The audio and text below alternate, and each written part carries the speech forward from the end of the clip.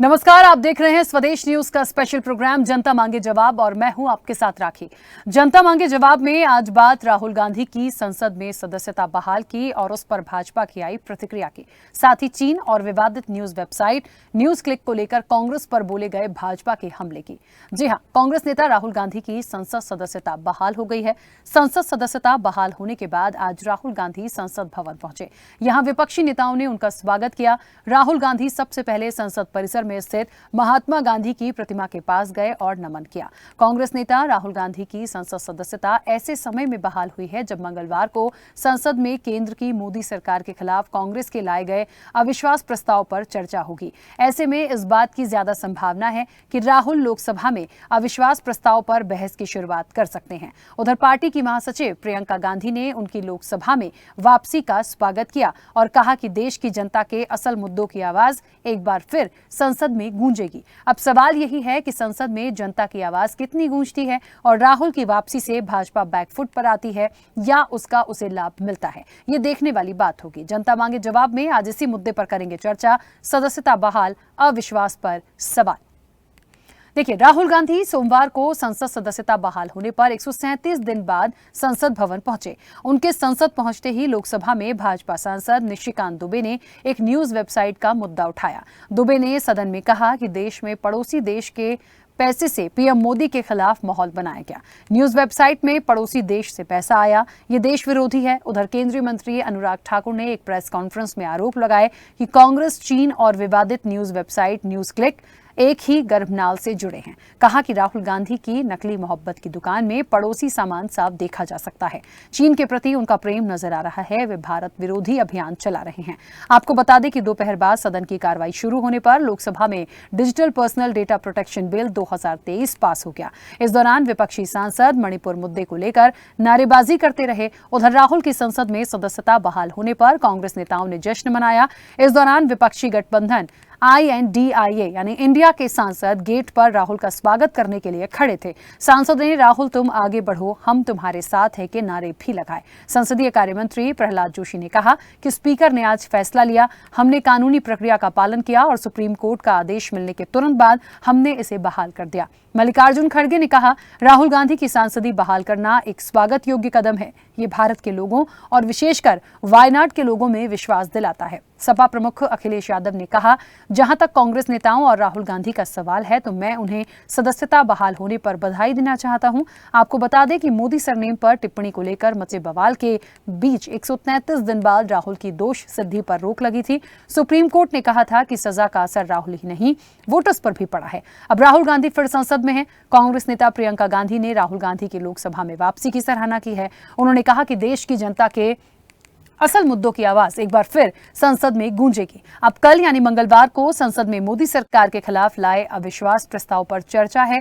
ऐसे में किसकी क्या तैयारी होती है और सत्ता पक्ष और विपक्ष का संसद में क्या घमासान देखने को मिलता है, ये देखने वाली बात होगी। और जनता मांगे जवाब में इसी मुद्दे पर करेंगे चर्चा। सदस्यता बहाल, अविश्वास पर सवाल में और इसी चर्चा को मैं आगे भी बढ़ाऊंगी, लेकिन आपको बता दूं कि देखिए, इस पूरे मुद्दे के बाद एक तरफ कांग्रेस में जश्न था, दूसरी तरफ जिस तरीके से बिल पास हुआ और तीसरी चीज जब वो पहुंचे हैं तो इसके बाद बहुत सारी चीजें। अब इन सब के बीच में सबसे महत्वपूर्ण है अविश्वास प्रस्ताव पर चर्चा, जिसको लेकर सवाल पहले बहुत उठाए गए थे। किस तरह की चर्चा होगी, किस तरह की प्रतिक्रियाएं आएंगी, क्या कांग्रेस की तैयारी है क्योंकि लाया उनकी तरफ से गया। तो ये बहुत सारी बातें हैं, बहुत सारे सवाल हैं जिस पर एक चर्चा की कहीं ना कहीं एक बात सामने आती है। इस चर्चा को मैं आगे बढ़ाऊंगी। हमारे साथ मेहमान जुड़े हैं। सबसे पहले आपका परिचय करा दें। भारतीय जनता पार्टी का पक्ष रखने के लिए नवीन मिश्रा जी हमारे साथ जुड़े हैं। नवीन मिश्रा जी, बहुत स्वागत चर्चा में जुड़ने के लिए। कांग्रेस का पक्ष रखने के लिए प्रवीण धौलपुरे हमारे साथ जुड़े हैं। प्रवीण जी, आपका भी बहुत स्वागत है। और वरिष्ठ पत्रकार प्रदीप तिवारी हमारे साथ जुड़े हैं। प्रदीप जी, आपका भी बहुत स्वागत है। चर्चा की शुरुआत सबसे पहले प्रवीण जी आपसे करना चाहूंगी। मेरी आवाज पहुंच रही है? प्रवीण जी, क्या तैयारी, क्योंकि अविश्वास प्रस्ताव पर चर्चा होनी है आज। बड़ा मुझे लगता है कांग्रेस के लिए बड़ा दिन भी होगा और खुशी का दिन भी होगा। और जो तस्वीरें हमने देखी और सुना उससे साफ समझ में आता है कि निश्चित तौर पर जो गया था व्यक्ति, जो वरिष्ठ है, जो कहीं ना कहीं एक पार्टी का बड़ा चेहरा, वो यदि वापस आता है तो उसका वेलकम हुआ, ठीक है। लेकिन जो अविश्वास प्रस्ताव लाया गया तो उस पर चर्चा होनी है, उसको लेकर क्या तैयारी? देखिए, बहुत लंबे समय बाद किस तरह से भाजपा ने लोकतांत्रिक तरीके से राहुल गांधी जी की सदस्यता खत्म करने से बाहर किया था, और उसी संविधान की ताकत है कि संविधान की ताकत की वजह से पुनः राहुल गांधी जी आज फिर वापस सदन में आए हैं। जिन बातों को लेके पूर्व में राहुल गांधी जी की सदस्यता निरस्त की गई थी, उन बातों को दोबारा से राहुल गांधी जी पुरजोर तरीके से देश की जनता की आवाज बन के सरकार से पूछेंगे, निकम्मी भ्रष्ट सरकार से फिर पूछेंगे ये पैसा जो है चंद दोस्तों को लाभ पहुंचाया जा रहा है। इसको दोबारा राहुल जी सवाल पूछेंगे। और रही बात पूरे देश की, तो देश की आवाज राहुल गांधी जी जो लगातार देश के अंदर बढ़ रही महंगाई के ऊपर विषय पे बात कर रहे हैं, बढ़ रही बेरोजगारी के ऊपर बात कर रहे हैं, देश में जो नफरत का माहौल पूरे देश में बनाया गया है उसके ऊपर राहुल जी लगातार बात कर रहे हैं। तो देखिए आने वाले दिनों में राहुल गांधी जी अपनी बात को पुनः जवाबदारी से, गंभीरता से सदन के अंदर रखेंगे, और हमें उम्मीद है कि सदन की गरिमा बनाते हुए उसका सही समय से उस बातों का जवाब सदन देगा। तो पूरा देश देखना चाहता है कि जो सवाल इस देश में आज खड़े हुए हैं उसका, उन सवालों से कब तक प्रधानमंत्री जी भागते हैं, कब तक वो सदन में चर्चा के तैयार नहीं होते हैं, ये देखने वाली बात होगी। लेकिन कांग्रेस हमेशा मजबूती से अपना पक्ष रखती रहेगी। ठीक है नवीन जी, मेरी आवाज पहुंच रही है? बिल्कुल बिल्कुल सुन पा रहा हूं, राजीव जी बताएं। नवीन जी, अभी प्रवीण जी ने कहा जैसे कि मुख्य चर्चा का आज जो बिंदु है कि अविश्वास प्रस्ताव पर कल चर्चा होनी है, और उस चर्चा में मुख्य रूप से क्या, तो कांग्रेस की पूरी तैयारी है। उन्होंने बहुत सारे मुद्दों का बखान किया और इसके साथ साथ ये भी कह दिया कि अड़े रहेंगे और उम्मीद है कि बहुत अच्छे से सदन में हमको सारा जवाब मिलेगा। हम देखना चाहते हैं कि पीएम मोदी कब तक हमारी बातों से, हमारे जवाब से भागते हैं। यानी अविश्वास प्रस्ताव में बहुत सारे ऐसे मुद्दे हैं जिस पर चर्चा होनी है। पीएम मोदी को किन मुद्दों पर बोलना है उनके भी जवाब चाहिए। भारतीय जनता पार्टी इसे किस तरह से लेती है? अविश्वास प्रस्ताव को लेकर आपका क्या मत? देखिए, अब अविश्वास प्रस्ताव अपोजिशन ने लोकसभा में लाया हुआ है। निश्चित तौर पे हम क्योंकि केंद्रीय सरकार चला रहे हैं, और अविश्वास प्रस्ताव जनता को गुमराह करने के लिए अगर नहीं लाया गया है, देश के राजनीति को और देश के 130 करोड़ जनता के हिसाब से लाया गया है, तो निश्चित तौर पे पार्लियामेंट में प्रधानमंत्री के साथ साथ गृह मंत्री हो, रक्षा मंत्री हो, तमाम लोग अपनी अपनी बातों को रखेंगे, और देश की जनता के साथ साथ ऑपोजिशन की जितनी पार्टियां हैं, आजकल के लोगों ने नया नाम दिया है, अब इंडिया को भी ये लोग चाहते हैं कि अपोजिशन का नाम इन तमाम पार्टियों को मिलेगा, और हम एकदम पूरी गंभीर है। अपोजिशन की निराशा आपको दिख जाएगी जब अगली बार हम लोग बैठेंगे टीवी चैनल पे। हम पूर्ण रूप से मजबूत स्थिति में हैं। अविश्वास प्रस्ताव से कोई हमारी सरकार को खतरा नहीं है। हम हर चर्चा पे आने के लिए तैयार पहले से भी थे और आज भी हैं। चर्चा से कांग्रेस देश को गुमराह कर रही थी। चर्चा के नाम पे राहुल गांधी जैसे वरिष्ठ नेता, जिनकी परिवार ने 55 साल इस देश में सरकार चलाया, उनके नाना, पिता, दादा, उनकी दादी, तमाम लोग केंद्रीय सरकार के महत्वपूर्ण अंग रहे, देश के प्रधानमंत्री रहे। उस परिवार के किसी विदेशी मूल के पुत्र के द्वारा चाइना और पाकिस्तान जैसे देशों से पैसा लेकर के व्यवसायिक करवा के देश को गुमराह करना निश्चित तौर पर एक बहुत बड़ा निंदा का विषय है। सुप्रीम कोर्ट ने आज उनकी बहाली की। निश्चित तौर पर सुप्रीम कोर्ट का स्वागत करते हैं कि सुप्रीम कोर्ट ने ये कहा है बिल्कुल आए और लोकसभा में भाग लें वो।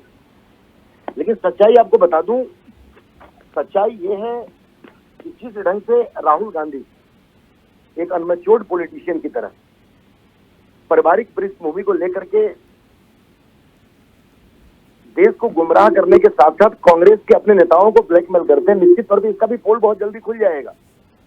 देखिए, राहुल गांधी जी ने एक मोदी जी को गाली दिया, बिहार के सुशील मोदी हो, दिल्ली के प्रधानमंत्री नरेंद्र मोदी हो, बहुत सारे राजस्थान में कांग्रेस के पॉलिटिशियन भी मोदी हैं, दूसरी पार्टी के भी लोग हैं। एक स्पेशली नाम लेकर के किसी टाइटल के ऊपर में कुछ बोलना निश्चित तौर पे भारतीय लोकतंत्र का कभी भी न तो हिस्सा रहा है, न भारतीय संस्कृति का रहा है।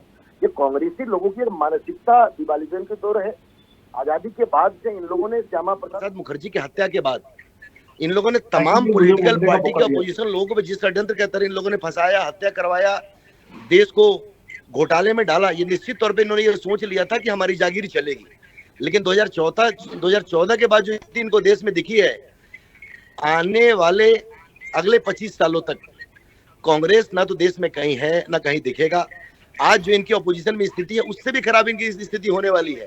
समय का वेट करिए, सब कुछ दिख जाएगा। इंडिया इंडिया नाम को इन लोगों ने कैसे अपमानित करने का एक ठेका लिया है, ओपोजिशन के लोग हैं, ये इनको दिख जाएगा। सावरकर के मानने वाले हिंदुस्तान अनुयायी सर्वोपरि कभी था, इंडिया का सम्मान हिंदुस्तान नहीं करेंगे। सर्वोपरि है, हिंदुस्तान सर्वोपरि रहेगा। ठीक है, हिंदुस्तान में चलिए। जब तक 130 करोड़ जनता में राष्ट्रवादी हैं, हाँ, रेखा जी, कहीं कुछ नहीं होने वाला है राखी जी। और पूर्ण रूप से हम राखी जी, 350 मुझे बोलने का सीट मौका लेकर हाँ, के फिर से प्रवीण जी, एक 2024 में मिनट। सरकार बनाएंगे। हाँ, ठीक है प्रवीण जी, एक मिनट रुकिएगा। वरिष्ठ पत्रकार की प्रतिक्रिया आ जाए, फिर मैं आ रही हूँ आपके पास। प्रदीप जी, अविश्वास प्रस्ताव को लेके आपका क्या मानना है? एक तरफ कांग्रेस कह रही है कि वो मुद्दे हैं जो उन्होंने बताए भी हैं, हम बिल्कुल उस पर बात करना चाहते हैं, हमें उम्मीद है कि सदन उस पर हमें जवाब देगा, और कब तक पीएम मोदी भागेंगे। भारतीय जनता पार्टी बोल रही है कि आप यदि भटकाने के लिए, गुमराह करने के लिए या गलत चीजों को करने के लिए कोई ऐसे मुद्दे पर बात करते हैं तो उस पर कोई भी चर्चा नहीं होगी। मुद्दे हों, देश हित के हों, जनता से जुड़े हुए हों तो बात हो सकती है। अब इसको क्लेरिफाई कौन करेगा, या इस पर मुहर कैसे लगाई जाए कि ये मुद्दे कांग्रेस के हिसाब से जनता के हित के हैं और ये मुद्दे जनता के हित के नहीं है बीजेपी के हिसाब से?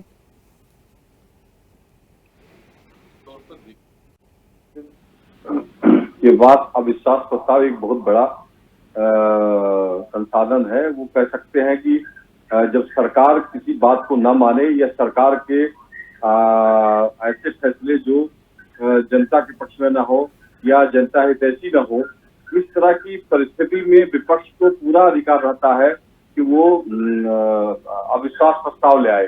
लेकिन सबसे बड़ी बात यह है कि अविश्वास प्रस्ताव लाने से पहले ये भी ध्यान देखना चाहिए विपक्ष को कि हमारे संख्या बल कितनी है, हमारी संख्या क्या है, किन मुद्दों को लेकर हम अविश्वास प्रस्ताव ले आ रहे हैं। वो गंभीर मुद्दे हैं कि नहीं मुद्दे, वो किस तरह के मुद्दे हैं, जनता से जुड़े हुए मुद्दे हैं कि अपने तात्कालिक लाभ के लिए हम अविश्वास प्रस्ताव ले आ रहे हैं, कि हम सरकार को नीचा दिखाने के लिए। तो मुझे लगता है कि पहले इन बिंदुओं को तय करना चाहिए विपक्ष को, कांग्रेस हो या कांग्रेस के साथ जो अलायंस है उन सबको ये तय करना चाहिए कि किन बिंदुओं को लेकर अविश्वास प्रस्ताव हम ले आएंगे और सरकार को इसमें झुकाएंगे। लेकिन मुझे नहीं लगता है कि अभी कांग्रेस को इस तरह का कोई अविश्वास प्रस्ताव लाने की आवश्यकता थी।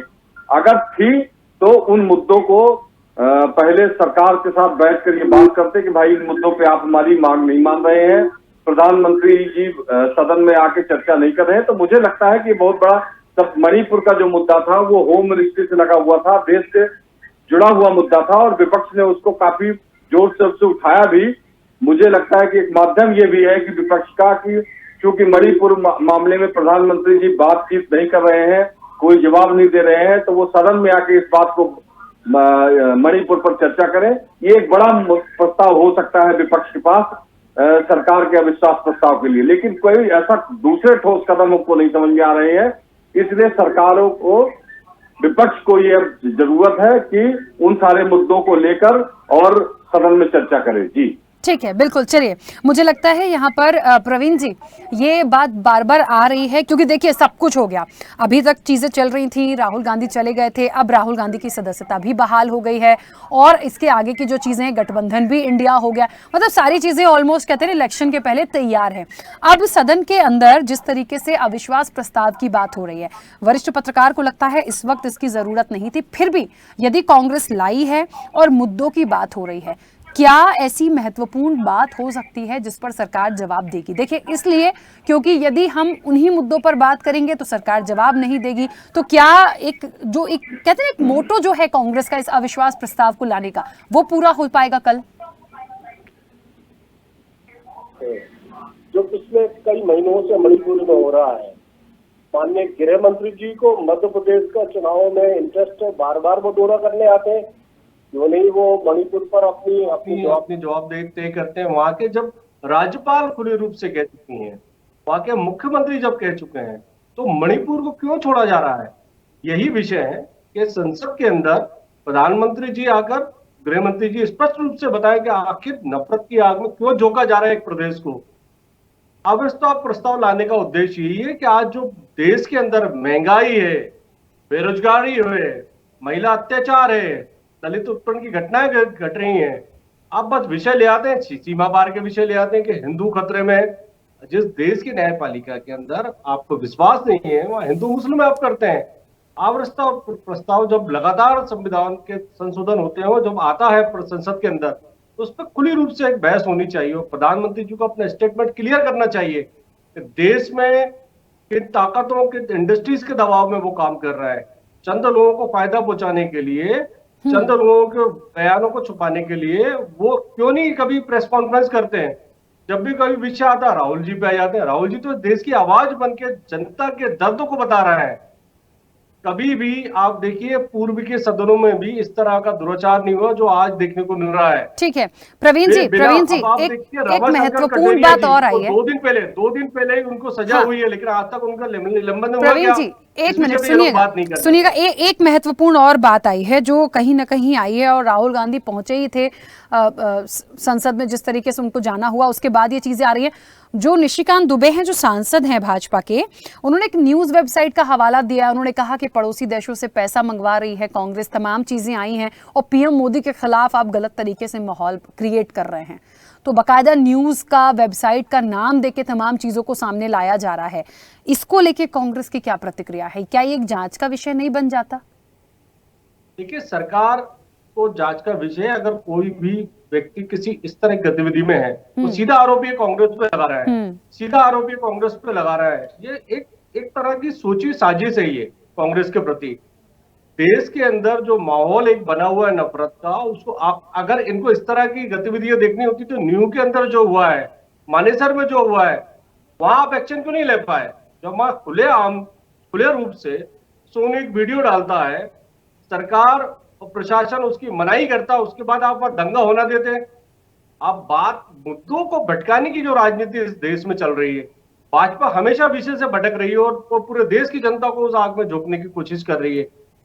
जो न्यूज वेबसाइट के ऊपर जो संशोधन बिल आ रहा है, वो संशोधन बिल का अर्थ ये था कि पर्सनल डाटा जो लीक होता है, मोबाइल नंबर, आधार, पेन, एड्रेस, लोकेशन, इसमें सब कुछ होता है, वो लीक, जो हैकर्स होते हैं वो लगातार उसको हैक कर लेते हैं। इसके ऊपर ये विधेयक आ रहा है, लेकिन उस विधेयक के उद्देश्य जो उसको मोड़ दिया गया, अब उसका उद्देश्य कर दिया कांग्रेस की तरफ। कभी इस बात पे आप क्यों बात नहीं करते कि देश के अंदर जो ईवीएम है वो किस तरह एक होता है, उस पर आप क्यों बात नहीं करते हैं? जो देश की जनता का मत होता है उसके ऊपर क्यों नहीं बात करते हैं? ठीक है, देश के अंदर जो बैन इश्यू है आप उस पर क्यों नहीं बात करते हैं? हर आरोप में लाकर वो या तो नेहरू जी या गांधी जी को आरोपी बना देते हैं या कांग्रेस को बना देते हैं। जब कुछ नहीं मिलता, जब राहुल जी उस बात को ठोस तरीके से सदन में प्रस्तुत करते हैं, उनकी सदस्यता रद्द कर दी जाती है। कहाँ का न्याय है? ठीक है नवीन मिश्रा जी, ठीक है, जवाब देना चाहिए। प्रवीण जी ठीक है। नवीन मिश्रा जी, मुझे ऐसा लगता है कि चाहे चीन की बात हो या ये विवादित न्यूज वेबसाइट की बात हो, या यदि कहीं से पैसा आया है और यदि पीएम मोदी के खिलाफ एक माहौल बिगाड़ने की कोशिश की गई है या एक माहौल खराब करने की कोशिश की गई है, उनको व्यक्तिगत लेके भी की गई है, तो निश्चित तौर पर सरकार भारतीय जनता पार्टी की है, वो बिल्कुल जांच कर सकती है। कांग्रेस कह रही है आप जांच कर लिए, दोषी हैं, साबित कर दीजिए, सजा दिला दीजिए। क्या इस तरह के गंभीर आरोप लगा देने से कांग्रेस को कटघरे में खड़ा कर देना उचित है?